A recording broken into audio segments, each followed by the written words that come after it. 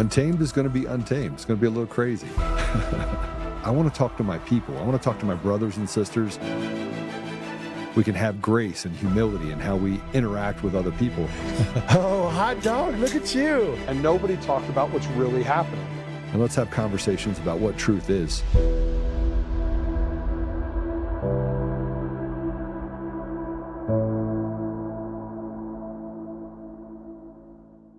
Bill Maher was not happy when this reporter said that he just wasn't understanding modern liberalism. Don't get what? Abolish the police? Tear down statues of Lincoln? Maybe give communism another shot? Get rid of the border patrol? Get rid of capitalism? White supremacy has never been worse? Gender is always just a social construct? It's okay to have penises in the women's swimming pool in women's prisons? Okay. No, it's not that I'm old. It's that your ideas are stupid.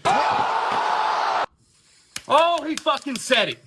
Oh, he fucking said it. He said it on television. Guys, you got to make sure you bleep out these words. Hey, welcome back. Sorry I wasn't there yesterday. I am in the Whittington Center in Raton, New Mexico. It is the NRA Center. It's been around since the early 1980s. It was actually bought in the 1970s. So see, I have a bear on the wall behind me. We came out here to look at this 33,000 acre ranch to see if there were some things that we could help them with. So it's been kind of fun. Spent the last couple of days on ATVs going out throughout the deal. So that's just where I am right now. Now I want to preface what I'm about to say with a lot of things happen when you're sitting on a ranch with 33,000 acres. A lot. You tend to look at everything around you and take it in the last 6 years. And, I'm not immune from looking at the media. I'm not immune from looking at the headlines. Woke up this morning and it says all the socialists won the elections in New York, but they didn't.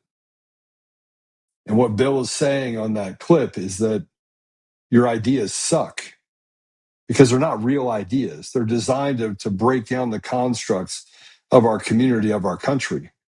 It's designed to push us into a lawless society, which is where we are right now. And when you have retards, you have literal retards, which are running things in the country because they've literally stolen elections in order to get there.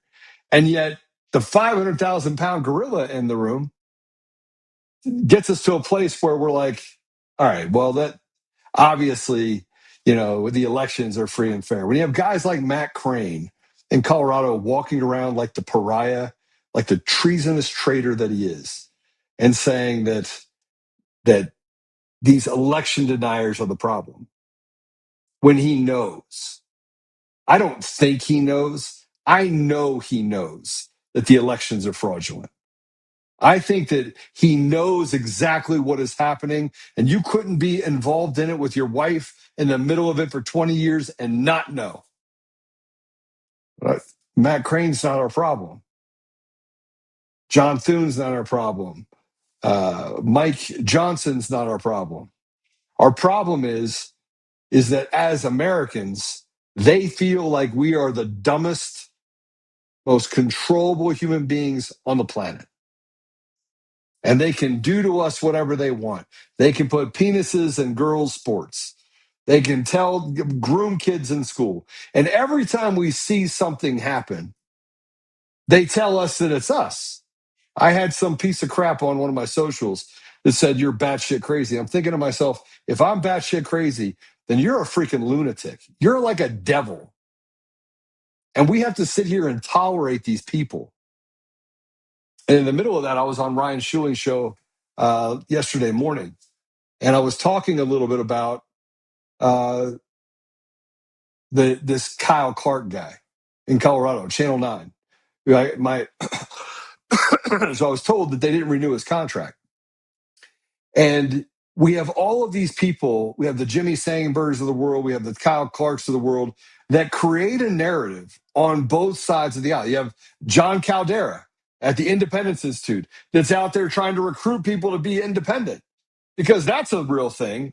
Like society-wide, going back 4,000 years, that has worked any time in history in any country. It hasn't. But it favors the retards that say that they're the smart people in the room. It favors the people that frankly want to take away your Second Amendment, that have other people that are billionaires that got to their billions, and other countries that remain to be little countries in the middle of the Middle East. I'll let you pick it. They get to come out and say it's time to restrict the First Amendment because we have technology now. And before, when you were to talk to people, I mean, it led to a civil war and it led to a revolutionary war. You know, they tried to do the same thing then. And everything was always different. Well, the guns are different. Everything's different. And here's what's not different. Evil people are going to try and do everything they can because they're consumed by their need for power and money. And right now, we're in the place where every one of our elections is fraudulent. I mean, I said this about Virginia. We chose a CIA agent over a black conservative in Virginia. And you can't go on the streets in Virginia and have a conversation with anybody that would support anything that this ridiculous, they're not even hiding it anymore. And we sit back and we watch it happen and we're like, well, there's nothing we can do about it. President Trump's like, hey, this is a national emergency. We need to make sure that we have IDs and that the SAVE Act is passed. And it doesn't even go far enough. Now, in the middle of all of that I just said, we have to embrace the ridiculous as that is the only way forward. And I was on one of the dads groups in Castle Rock, and a guy comes out and pours his soul out and talks about his kids are being trans. And he's like, he laid into him. He went on a trip and he came back and he laid into him. And somebody came out and said, maybe the first problem is you should have laid into him before he became trans. And he had all these people that had something to say inside the comments. And this one guy said, listen, you can like it or not, but it's a mental illness. And the place went bananas. Because God forbid someone else have a different opinion over the fact that you want to enable, and the overarching theme of the entire thread that I was reading was, well, there are 50% chance that they'll commit suicide if you don't affirm their mental illness. How do you know they're going to commit suicide? Well, they have mental illness. So they're, anything can happen. But no, let's turn them into, let's let them go down this perpetual place that will lead to absolute misery. It never stops. It never stops. And we got here over 20 years. And we could trace it all the way back to, were they stealing elections in the early 2000s and the 1990s? Yes. Yeah, they were. Absolutely, they were. And the fact that people don't lose their crap over the fact that elections are stolen is insane to me. But in 2004, you had Clinton Curtis testified in Congress, and everybody wants to say it's a slow boil. We're going to walk that way, and nonviolent. You had Kyle Clark that came out because I said it's going to take violence. It's going to lead to violence. Like, we're already there. We're already there. And it's somewhere in the middle of all this ridiculous, we are told that we're the crazy ones. And it's not liberalism that we're dealing with. It's communism. It is sheer evil that we're dealing with. And I got a lawsuit. I got to go to the court on July 20th. And I know that they are deathly afraid of me standing on that stand. They're deathly afraid. And you got lawyers that are with some of the other people that are that are being sued with me who are semi-retarded, that have never even looked at the evidence, never had a conversation with me. They're getting sued by Eric Coomer. They don't even look at the information. This is how retarded these lawyers are. It's shameful. And yet, the gaslighting continues and continues and continues. But the policies of what is happening by us sitting on the sideline and letting them do what they want, it's no longer contained to one area. It's not just New York or just Seattle or just Portland. They want the whole country. They want your children. They want to be able to take anything and everything that they want to take from me whenever they want to take it from me. So here's Scott Jennings on CNN, and he's discussing the future of the Democrat Party. And hard to disagree with. Let's go ahead and play it. If the socialists win, I agree with, they're going to feel like they have the wind at their back. You're going to see Mamdani inspire candidacies across the country. You already are. Michigan is a great example. There's a Senate primary going on there, and I think Abdul El Sayed is ahead in that. He has a great chance to win. He's exactly like these socialist candidates in New York City. It's not just confined to a few districts here. It is spreading already, and if they win, you're going to see this inspiration for these kinds of candidacies across the country. The implications for the Democratic Party out there for 2028 are vast.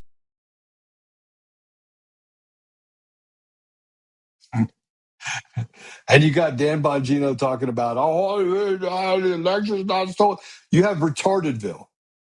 Like, it's one of the reasons why I look at the podcast and I go, they have slandered me, they had censored me, they have done everything they possibly can.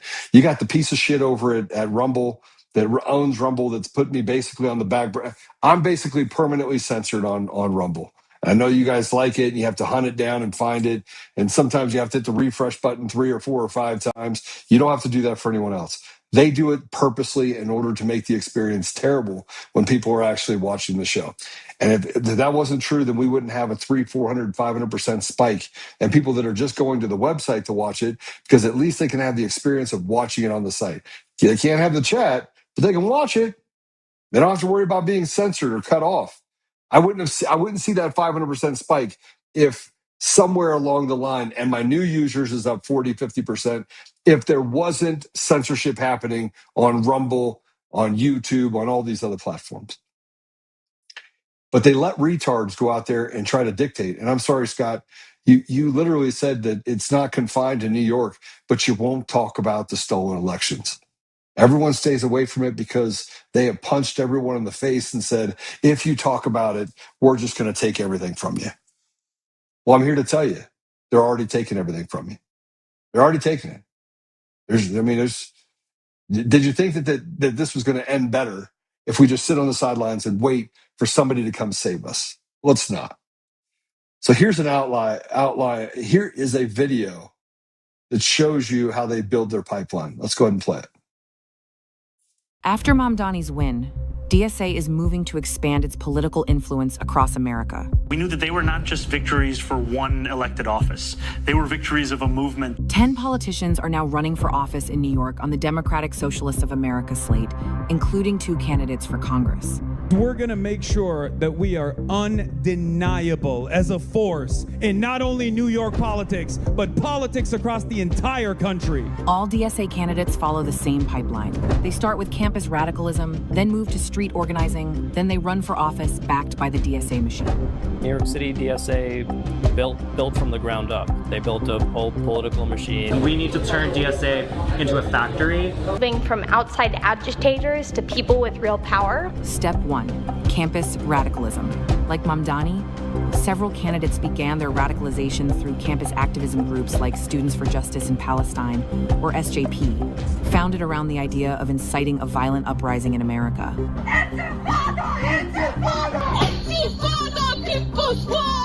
Step 2, street organizing.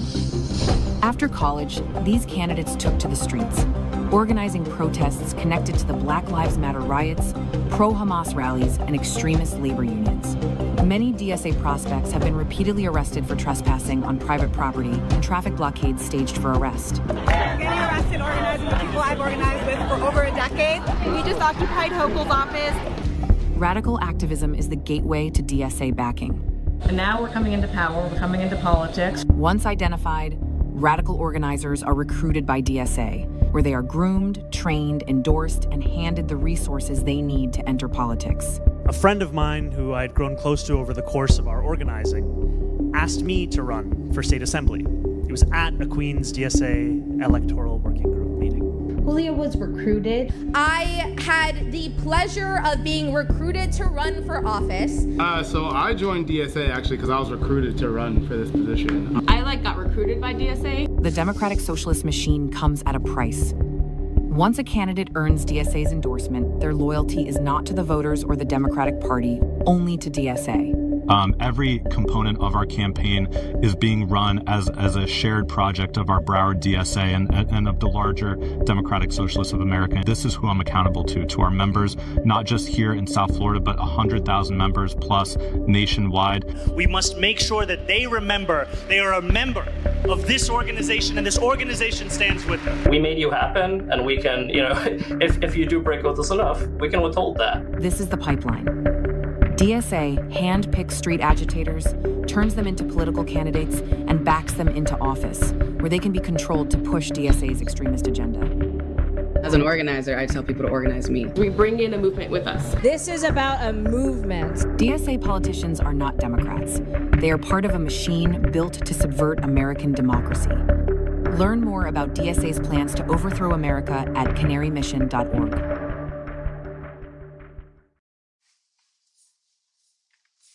You know what's happening. You can see it happening, but you can't make it happen without stolen elections. You can't make it happen without CIA involvement, which the CIA has been deeply embedded in the Democrat Socialists of America for the last 30 years. It basically is an arm of the CIA. These are people that are foreign agitators, foreign activists. It's highly funded by things like what we had at the USAID, and now that you cut that off, they're finding other ways to find and funnel money back to the organization. They have 100,000 out of 320 million people in the United States. And yet they are winning by wildfire in these elections. How does that happen? Well, I'm going to tell you how it happens. It happens by stealing elections. And you don't want to hear it if you're on the left and you're like, hey, come up with better ideas. Democrat Socialists of America do not have good ideas. They do not have things that have led to any sort of prosperity. It hasn't led to higher education. It hasn't led to anything that is good for our communities. And the fact that you can have someone come in a country and not have any transparency in the election system, to have stored procedures and rootkits and the ability to... Hold on, let me go ahead and kill that. There. The fact that we can, sorry, I'm on my laptop. The fact that we can actually have only 100,000 people, George Soros backing it, people in other countries that are backing this movement in the United States to destroy our country, and we sit on the sidelines and watch, is unbelievable. They had a clean sweep in New York primaries last night in New York City. Clean sweep. So you have Palestinian Aber Kawas, who won the New York State Senate seat representing the people of Queens. It's a blue district, maybe. We don't even know what's blue. We don't know what's red. It's starting to separate where you have the Democrats and Republicans. They were evil people on one side, and you got the American people on the other side, held hostage, slaves. Here, though, is what Aber had to say about 9/11. You got to hear this. This is the person in New York talking about something, an attack on the people, Americans in New York. Go ahead and play it. And finding that, the system of capitalism and racism and white supremacy, etc., and Islamophobia have all been used, to colonize lands, right, to take resources from other people. And so this is like a long trajectory. And we're just seeing the manifestations of that continuation, right, with 9/11. And so a lot of times when people are asking us to respond about, attack, right, if you look back, historically, right, a lot of us come from lands that were colonized, lands where wars are being waged, right, and a lot of times because of U.S. policy or the policies in Europe. And so I find that we can connect over that, but then also that the idea that we have to apologize for a terror attack that a couple of people did, and then there is no apologies or reparations for genocides and for slavery, etc., is something that I kind of find reprehensible.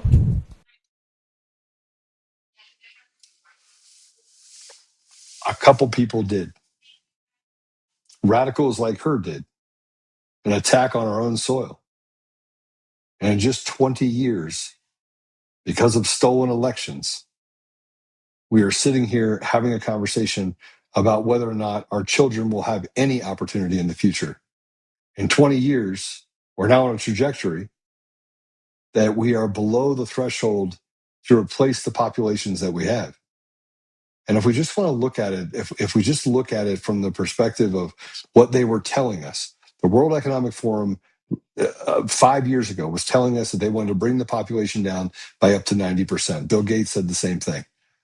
Bill Gates, this diabolical demon who went into Africa and sterilized entire villages, acted with impunity, worked with people like Fauci to game a function, to create an environment where they were able to push out a bioweapon across the entire world, shut us down, and then force people to get a vaccine that they knew would kill people. Many, tens of thousands, hundreds of thousands of Americans now have turbo cancers, have all sorts of problems, and these people keep walking around acting as if somewhere along the line there's nothing to see here. It's sickening. And everyone can see it, but nobody wants to talk about it. Here's another one of the candidates. This is Daira Avila Chavalier. She won the primary in the New York 13 Democratic primary, and she was endorsed by Mamdani. This is what she said. She put up a thing that said defund the police. And she said, I forgot to get napkins, so I just wiped my hand on the American flag behind me. That's the person running for office in the United States. And we sit back and we watch it happen. We watch this happen. But we're more concerned over what I said about the fact that it's going to lead to violence. You had the dog whistles of the woman before, Islamophobia and white supremacy, all the bullshit that we have to deal with. It's not even real. We're not even talking about stuff that is real, that actually is happening in our country. It is a made-up construct, a boogeyman underneath it that controls and has frozen most of society in America. Oh, I don't want to be racist. I don't want to be an Islamophobe. I don't want to, you know what I want to be? I want to be an American. And I don't care, white, black, green, you could be whatever you want. You don't get to shove it down my throat. You don't get to tell me that I have to pay for the sins of someone 600 years ago. Look, life sucks sometimes. Embrace the suck. Not my fault. And it's not anybody else's fault that your life sucks. Sometimes your life is going to suck. But now what they want to do is they want to destroy everyone's opportunity, and they want to equalize it to a level where it destroys the very fiber of our nation, and we're sitting back watching it happen. I think something is about to change. And here, by the way, is that Chavalier, which says that she converted to Islam because of grace and love and compassion. Go ahead, play it. I know that we all deserve a representative who isn't bought by AIPAC. I'm also the only Muslim in my family. I reverted 3 years ago. Actually, the friend who pushed me to do it asked me, why have you fasted for 4 years and yet you haven't taken your Shahada? She's here today. And when she asked me that, I thought, that is a great question. And I thought for myself why I hadn't taken the step yet. But it was seeing how all of my friends who were showing up to organizing, who are Muslim, were showing up in the space, and the grace and love and passion that they had in these spaces of social justice, that really pushed me to join the faith. And wanting to make sure that we are reflecting that, that I'm reflecting that in every space that I'm in, and that, inshallah, if we make it to Congress, that we're reflecting that in the halls of power as well.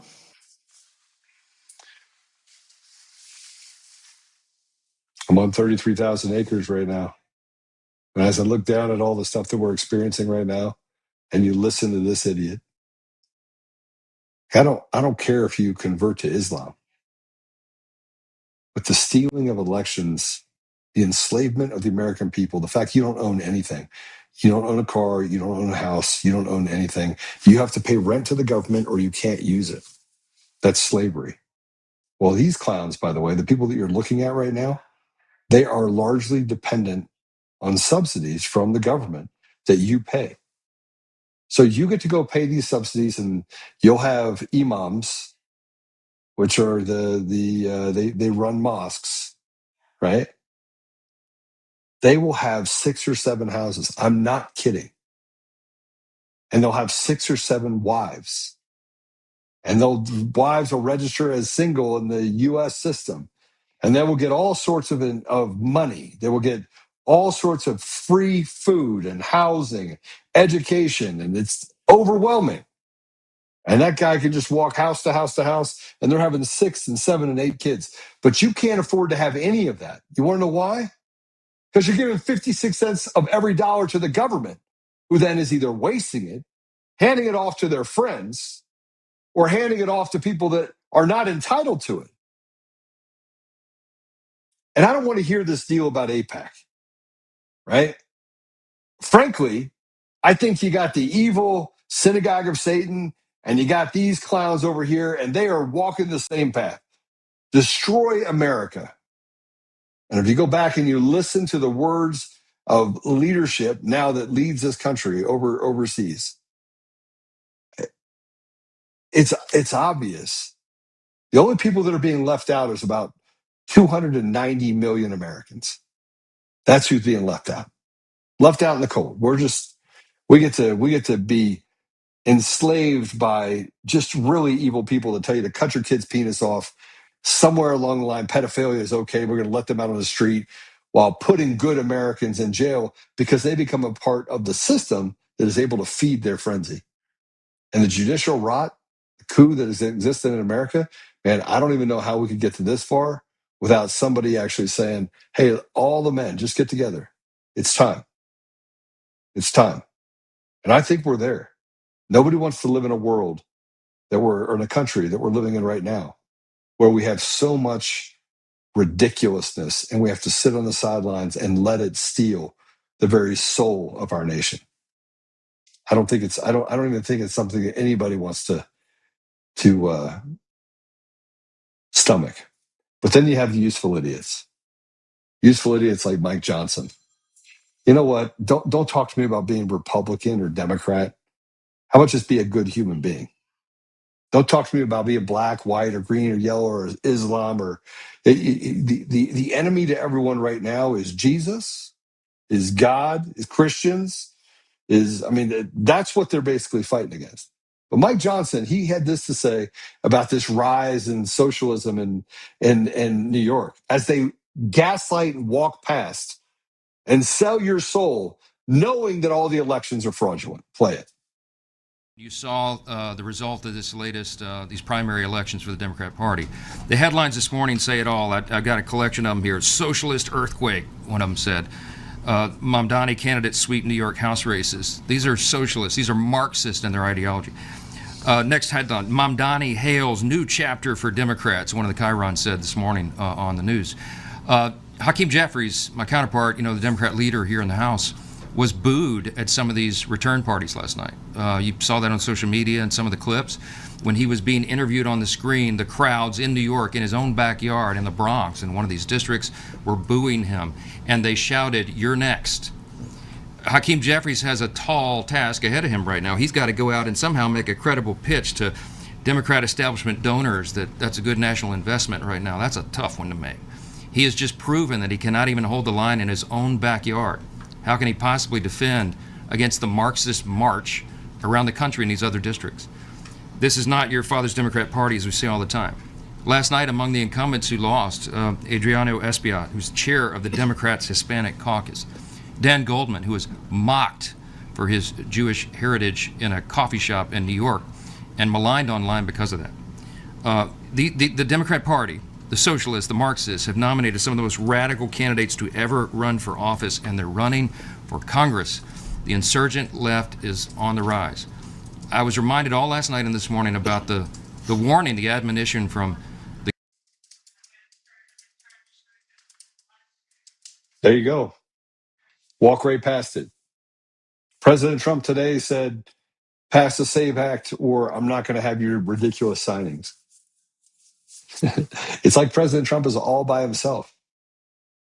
And, I kept thinking to myself that these people can't be that stupid. They couldn't be. This can't be normal. And then I remember all the different companies that I've gone into. And my job is to go in and fix them. I'm a fixer. I'm really good at fixing stuff. And I would have to sit down with people, and I'd have people that I'd hire, and I'd say to them, hey, look, this is what we're trying to accomplish inside the company. And they would be like, oh, I don't want to do that. And I'm thinking to myself, well, why not? This is how we're successful. And they're like, yeah, okay, well. And then they actively work against me, and then I have to fire them, right? So we go in, we have a client that comes in and says, hey, look, we need you to go in and fix this part of our organization. I'm like, okay, I can do it, no problem. So I go in, they're like, yeah, we're losing $1.5 million, Joe. And I'm like, okay, well, that checks. Let's do an analysis of the entire organization. And I sit down with 4 of the top stakeholders in that organization, and they're just retarded. They're just some of the dumbest human beings. These are people making $250,000 a year, plus one of them making over $1 million a year. And I start asking simple questions.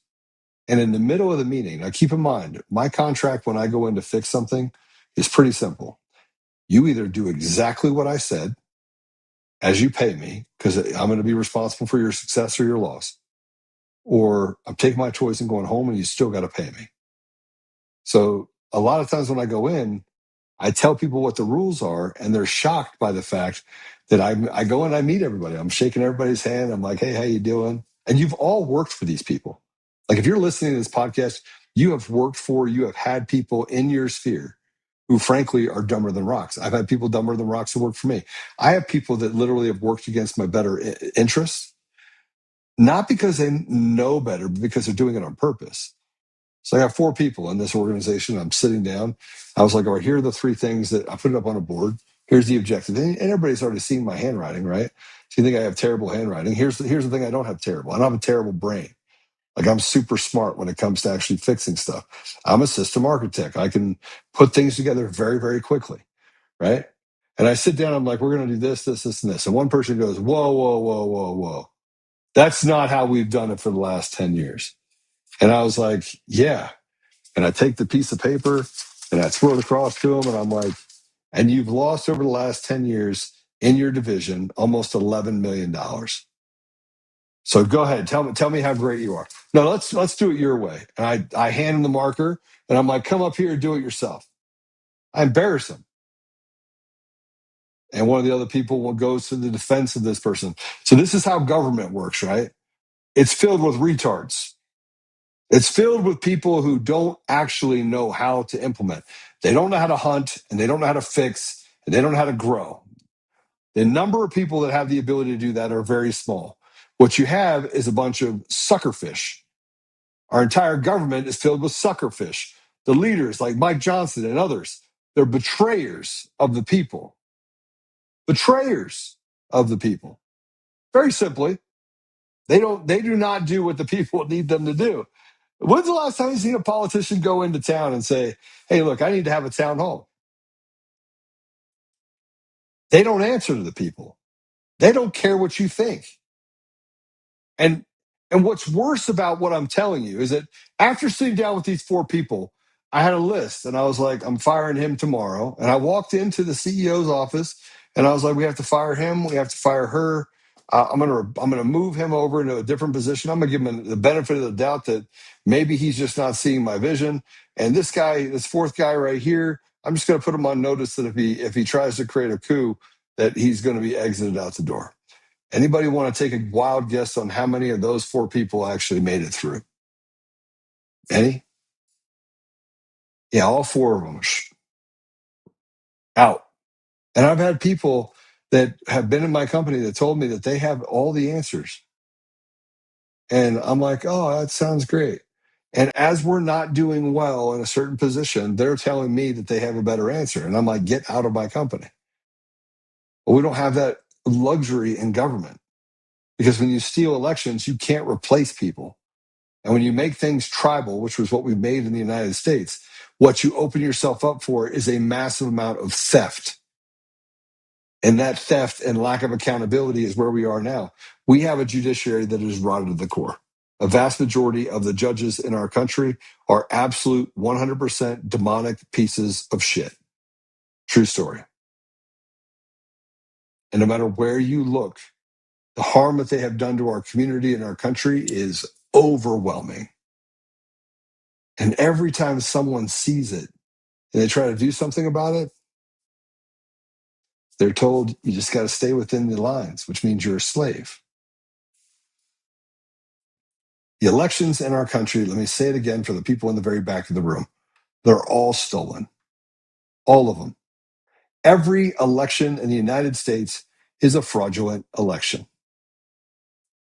A fraudulent election, 100%.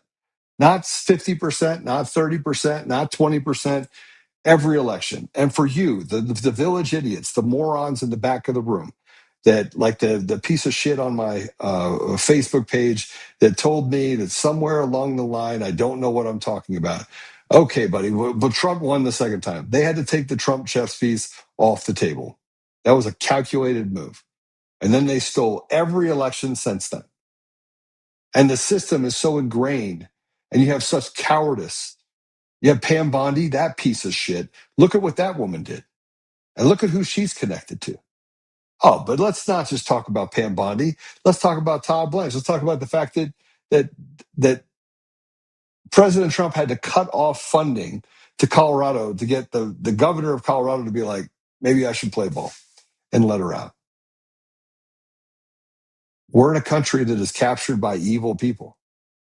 And there's like levels of evil. There's like a cartel over here and a cartel over here. Our country is captured. Everywhere you turn, it's captured. And frankly, it's coming to a head right now. It's coming to a head. Like the amount of people saying we're done is overwhelming. And the unlikely alliances is that nobody gives a shit about the FBI. Nobody cares about the police. Nobody cares about the judiciary. They're all a bunch of weak little fucks. They don't care about them. What they care about is what are our military brothers and sisters going to do when it hits the fan? And you could say, well, that's a call for violence. No, we're in an active coup in our nation. Active. And am I upset about it? Yeah, I'm upset about it. I want my kids to have a great future. Not one where you get to choose your gender. It's a construct. And somewhere along the line, women are told that you can do everything that a man can. You can't. You can't. I'm sorry. You can't. God didn't make you that way. And you cannot ignore what is happening in our country when people that are funded by the CIA and elections that are 100% fraudulent. Everyone wants to get on X and everyone else, and you have all these people that put stuff up and they're like, this happened in this state, this happened in this state. It doesn't matter what state you're talking about. They literally have enough ways to cheat inside the system. They can push a button, it breaks, nothing works, people can't vote. They disenfranchise people. At the same time, screaming over here that, oh, we won by 0.5%. It's a joke. Everything is a joke. So we're going to take a break. When we come back, we're just going to get more into it, right? We'll get more into 2026 is the year, man. This is the year. We are not getting out of this without unscathed. We're just not. We're not. And don't talk to me about the fact that, that we just have to be patient. I don't want to be patient. I've been patient for 6 years. It's time we actually got things across the finish line and we stopped lying to each other. But it all comes down to money and power. Nothing to do with the American people. They don't care about you. You're a slave. So we'll take a commercial break. When we come back, we're going to talk about, do we even have a constitution? I mean, at all? I don't know. We'll see. We'll be right back.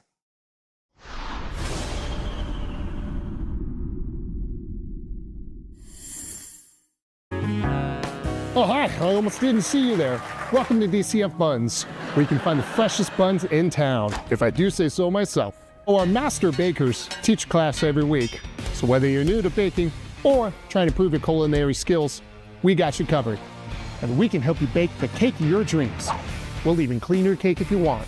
And if you don't want to bake anything yourself, we have loads of fresh buns available in a variety of shapes and sizes. Check us out at dcfbuns.com to learn more. DCF Buns, we keep the buns hot and the deals hotter.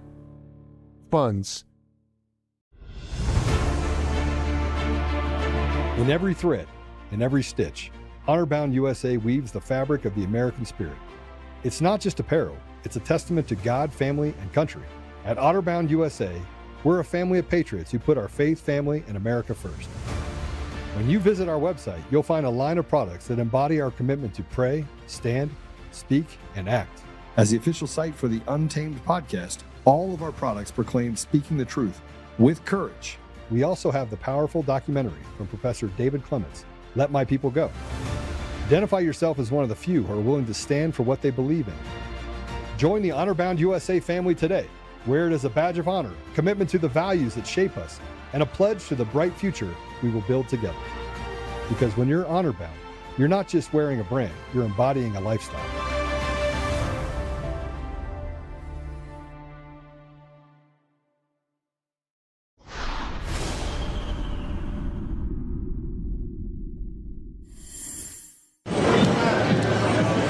How you doing, officer? Hi. Doing great. Appreciate you. Do you guys have the number for non-emergency dispatch in case you get harassed? Oh, no, we don't, sir. Get your phone out all. Okay, hold on. Thank you. Thank you so much. It's so kind. There'll be officers walking around. Okay. What's the So number? there's two numbers. Okay. There are two different lines. Yeah, that goes to the non-emergency, and just tell them where you're at. Okay. All right? Thank you. I Appreciate that, appreciate officer. you. Thank you. Yep. You're awesome. Thank you so much. So I think that Santa Monica Police more than passed the audit. They've exceeded expectations. Wow. I'm shocked. Gave us the non-emergency. I've never seen that before. I have on never. any auditor's video. I have never seen a police officer look out for our safety and be like, hey, just in case anybody harasses you guys. That's amazing. What a First Amendment king. That's crazy. Wow. You know what? I shouldn't say king. I should say what a First Amendment founding father. He is a founding father. That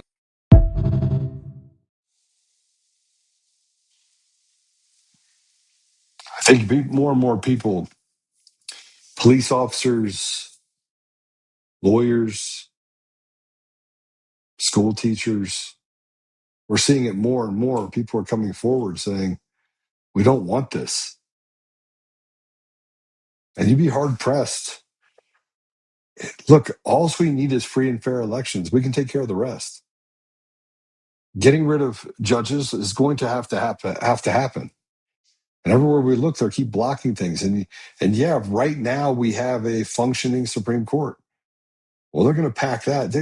They have gamed and cheated every which way but Sunday. That's why you have ranked choice voting. That's why you have all these different things that they're putting in play. You can't just have a system that traditionally over 250 years has worked great. No, we have to change it, manipulate it, because the American people have to be enslaved. And that's where we are, $39 trillion in debt. Is it really 39 trillion? No, of course it's not. But you got to keep the American people on their heels. And then you have people that walk around that are bots that are like, oh, give your fair share. Piss off. The fair share is that we contribute to society, and we should be able to keep a vast majority of the dollars that we have that we go out and work our butts off in order to get. But we live in a society right now where the judge protects the criminals and allows the victimization of our children to continue. Now, this next story is crazy. This is a father. This is a father that was sentenced to 1 year in jail. 1 year. 1 year in jail. Because he admitted to having sex with his 18-year-old daughter. And she later took her own life. And he was given 1 year. Play it. Steven Vincent Chavez admitted to the charges in May and was sentenced this week. Prosecutors say the incident happened after a family gathering in July 2025, when Chavez gave his daughter alcohol and later had sex with her at their home. Authorities say she had just moved into his home days earlier and died by suicide 5 months later. The sentence has sparked outrage, with prosecutors saying they had pushed for a 3-year state prison term.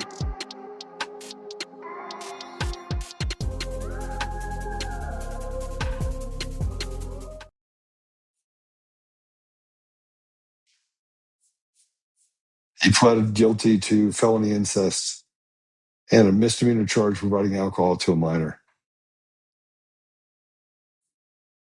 What should be the penalty for someone in a position of trust to your own daughter? I mean, I don't understand. I don't understand how we can get to a place where we have judges that are not enraged by the evil that's being committed in our society. But it's all about money. It's all about putting more people on the street to do harm. And she committed suicide as a result of this, just 5 months later. Here's a picture, by the way, of the judge that handed down that 1-year sentence in that case. Dusty Kawa. Go ahead, keep going up. I just want you to know that this is another non-American judge. Non-American judge.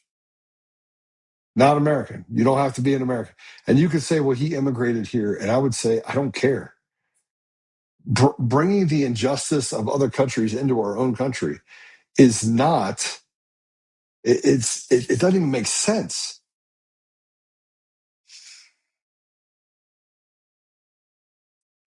We are seeing more and more of this happen, where you have people that are pushed to a place where they just don't want to deal with it anymore. Let's go ahead and play this. This is a college video talking about borders. Go ahead and play it.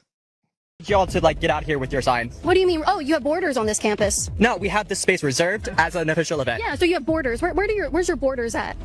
This whole green area right here. Oh, so you want to control who comes in and out, like an ICE agent or a border patrol agent? You wouldn't dare act like a fascist, would you? I would really encourage you on a rally on a campus. It's an event for sanctuary campuses. You probably shouldn't act like a fascist border patrol agent. You should take down your borders and let whoever wants on the space, okay? Why is your lip quivering? Because you've been called out on how you're acting exactly like how you don't, what you're advocating against. You're acting just like them. So if you believe in illegal aliens allowing to have sanctuary on this campus, put your money where your mouth is, leave me alone, and let me have sanctuary on this campus, okay? But here's the reality, is it has nothing to do with justice. It has everything to do with this sick ideology. So imagine being these big companies and you're filled with people like the 4 people that I just talked about, that I had to fire all 4 of them. And by the way, when I went to go visit that CEO, I'll kind of come back to this for a minute. When I went to go visit the CEO, they do a substantial amount of revenue. And I'm like, bro, they all had to go. And he goes, yeah, but she was with the company for 14 years. And I was like, well, when is the last time that particular division made money? And he goes, I don't know. I said, did it make money anytime in the last 5 years? And he said, no. And I was like, all right, show me the reports. Show me the reports of why it didn't make money. And so I got to read a couple of the reports, not 5, but a couple of the reports. And I was like, every one of these reads like an excuse manual. I go, show me the work product for what they did accomplish. Show me the actual accomplishments for her department over the last year. I think I said 2 years. Let's say a year. And, you have, when you're building out strategic plans for an organization, large ones that do over $1 billion, there's a tendency that you have to make sure that you have, when you're going into November, you're like, okay, here's my goals. And so I reviewed this one report that just happened the year before. And by the way, the person that I had them fire went on to one of these sites and decided to basically bash me for fixing the company. Now, they were $1.4 million in the hole. Okay. 2 of the 4 people oversaw significant budgets. And you say $1.4 million is not a lot of money if they're doing $1 billion in capital. I would tell you, actually, it is if you're dealing with large ticket items. So, needless to say, we sit down and we walk through it. And I've been on this project now for 5 months, just over 5 months. And last year they lost 1.4 million. I looked through all their accomplishments and nothing showed that there was any accomplishments. Fast forward, I fired them about 30 days into the project. I gave them all an opportunity. They didn't come to the dance. They had to go. It turns out they really weren't that working. They didn't show up. They left early, or came in late, left early every day. And so I would purposely set meetings at 4:30, 5 o'clock at night. I do the podcast, get out there, and I'd have some of these meetings. So what do you think the outcome was over the last 5 months? Well, so let me tell you. The net profit for the last 5 months in a very tenuous time is nearly $3 million. So that company is now profitable over the last 5 months, $3 million. And they'll probably finish the year up almost 12. So we're going to have a net profit over 12 billion. You had 4 people that I fired. They got off the project very quickly. And that is what is happening in our government. That is what is happening in most major corporations, is that they put people who are retarded in positions, and the people that are really doing the work are handicapped by retarded, handicapped people. It's pretty simple. By the way, it's basic math. It's basic math. And this company will now do $12 billion in net profit. I bet you we finish at $12 million, just in the part of the company that I've helped kind of revamp. Now, was it difficult? Yes, it was a difficult task. Did I want to fire 4 people? No, I didn't. But as a country, if we don't start firing all the judges and getting to a place where we can have our eyes fixed on what the goal of what our country and what we should look like, then we're doomed. Because that means they're controlling the outcome, and those retards are doing what Bill was just talking about before. Like, you guys want to put men in women's prison. It doesn't make sense. But then, why not be able to be with 3 square meals and you get to have sex with 40, 50, 60, 100 women? Why not, right? That's where we are right now. So now let's talk about this DEI executive. This is an actual executive. An executive who was caught on camera dumping trash all over New York City streets and stealing a Knicks trash can. Let's go ahead and play it. Trash can onto the streets and then stole it. She was fired by JP Morgan Chase after being identified as their DEI executive. So far, she has not been charged with a crime, but the city sanitation department saying, quote, dumping trash onto the street and stealing public property for your own personal use are both illegal, antisocial behaviors and not what New Yorkers do. On top of all of that, doing both on camera is incredibly stupid. Country music superstar Kenny Chesney. A DEI executive. So now diversity, equity, and inclusion has an executive. Like, you have somebody that actually wakes up thinking to themselves, I know what I'm going to do. I'm going to go make things equal. So then they dump trash all over the street and steal a trash can. That's where we are. That's embracing the stupid. Well, she was fired. How many people are you going to be able to fire before you get to the place where you realize we've got to have enough. We've got to put our foot down in all of this. Well, I don't have a lot more to talk about today. I'll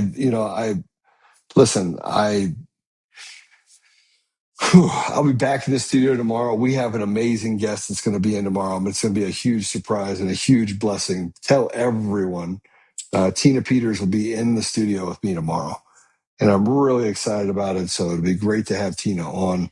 I got to spend some time with her, and when we were in Vegas for the fraud deal, there's a lot going on right now. There's a lot going on, and when we eliminate the weak and we start doing everything that's necessary to get back to a place where we have free and fair elections, let's just start there. If you do that, there's a pretty good chance that we can actually save our nation. So Apple Podcasts, Google Podcasts, Spotify, Pandora, iHeartRadio, TuneIn, and more. Go over and give us a 5-star review. I have a trial coming up in less than a month. I am so excited to get my day in court. So excited. And I don't anticipate that it's going to go well, but I don't care. I don't care. Like I've had enough of these evil people. I haven't even decided what I'm going to do yet. But I can tell you right now, I will not be silent. I will not be silent.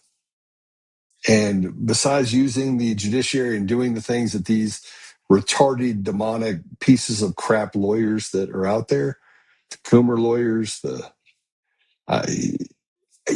I've lost confidence in the ability to get across the finish line without force. And so what is the world coming to in 2026? I think it's coming to force. We'll see. But update on Dave Bear. He's still giving it the fair fight. Things are not going incredibly well for him. But what an incredible man. And I got to spend a little time with him a couple days ago. I'm going to put together a conference that is for shooting, which is another reason why I'm here, to go through some stuff at the Whittington. If you haven't heard of the Whittington, the Whittington Center, go check it out. Go look it up. It's in Raton, New Mexico. You can shoot 3 miles, 5 miles. I think it's 3 miles. I think 3 miles is the distance, the longest distance. But it's, it literally is.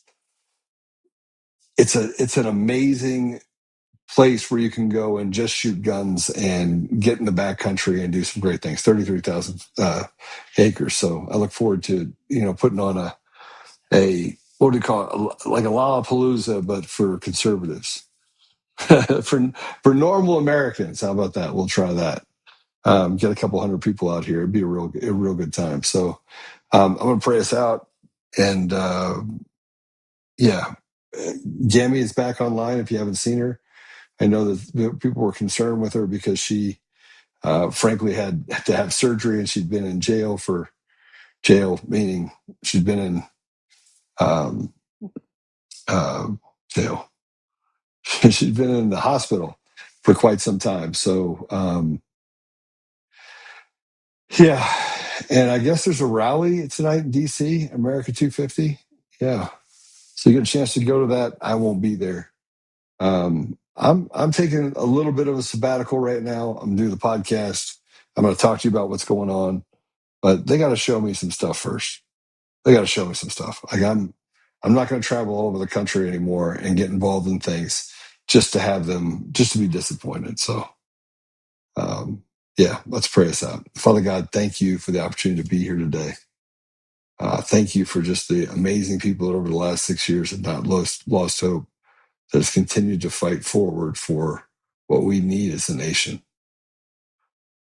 Father, we know that restoring you to our community, to our country, to the world is ultimately the thing that has to happen in order to get to a place where we have peace. But Father, we know that incrementally we're willing to get into the fight and do what's necessary in order to protect the interests of the people, your people, the American people. So Father, I just ask that you would look back the veil and allow us to see the truth, and that you would give us the opportunity to serve each other and protect each other from this vile evil that seems to be spreading throughout the United States. Father, we're grateful for the opportunity to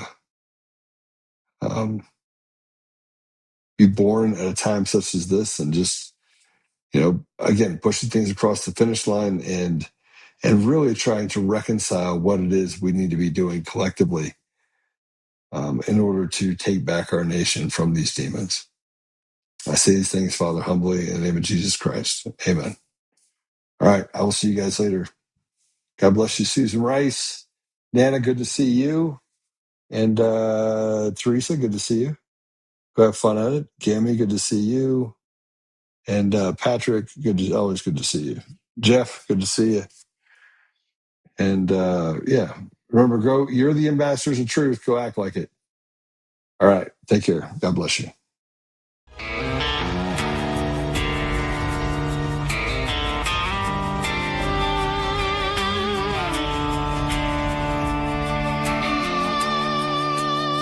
Rise up untamed in the heart of the fire where the wild ones roam. Joel Ollerman's calling, bringing truth back home. From conservative daily to this untamed fire, we shatter the silence, lifting spirits higher. No chains can hold us, no lies can prevail. Authentic and fearless on this rugged trail. Patriots gather under stars and stripes. Untamed nation, igniting the night. Untamed nation, let the truth roll out in this land of the free. Standing proud from sea to shining sea, we won't back down.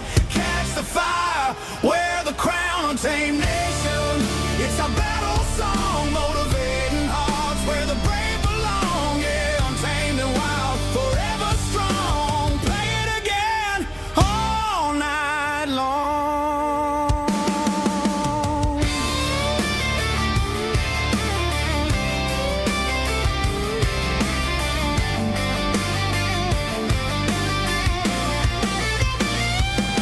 Break the mold, chase the real. No more games, time to heal. Joe's voice leads the untamed crew. Truth matters through and through. Untamed nation, let the truth roll out in this land of the free. Standing proud from sea to shining sea, we won't back down. Catch the fire, wear the crown. Tame nation, it's our battle song, motivating hearts where the brave belong. Yeah, untamed and wild, forever